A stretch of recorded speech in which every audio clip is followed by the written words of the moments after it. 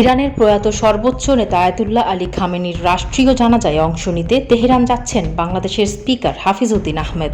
আগামী ৩ জুলাই তার তেহরানের উদ্দেশ্যে রওনা হওয়ার কথা রয়েছে। ৩০ জুন মঙ্গলবার একটি কূটনৈতিক সূত্র এই তথ্য নিশ্চিত করেছে। সূত্র জানায়, ইরানের স্পিকার মোহাম্মদ বাঘের গালিবাফের বিশেষ আমন্ত্রণে স্পিকার হাফিজ উদ্দিন এই সফরে যাচ্ছেন। বাংলাদেশের স্পিকারকে পাঠানো এক আমন্ত্রণপত্রে ইরানের স্পিকার লিখেছেন, এই ঐতিহাসিক ও মহিমান্বিত আয়োজনে আপনাকে আতিথেয়তা দেওয়ার সুযোগ পেতে আন্তরিকভাবে আমন্ত্রণ জানাচ্ছি।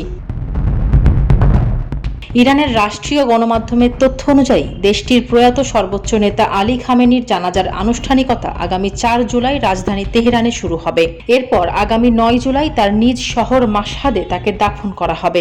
এই রাষ্ট্রীয় বিদায় অনুষ্ঠানে বিশ্বের বিভিন্ন দেশের রাষ্ট্রপ্রধান ও উচ্চ পর্যায়ের প্রতিনিধিরা অংশ নেবেন। বাংলাদেশের পক্ষ থেকে স্পিকার হাফিজ উদ্দিন আহমেদ দেশের প্রতিনিধিত্ব করবেন। ফারজানা হাসিন, মানবকণ্ঠ।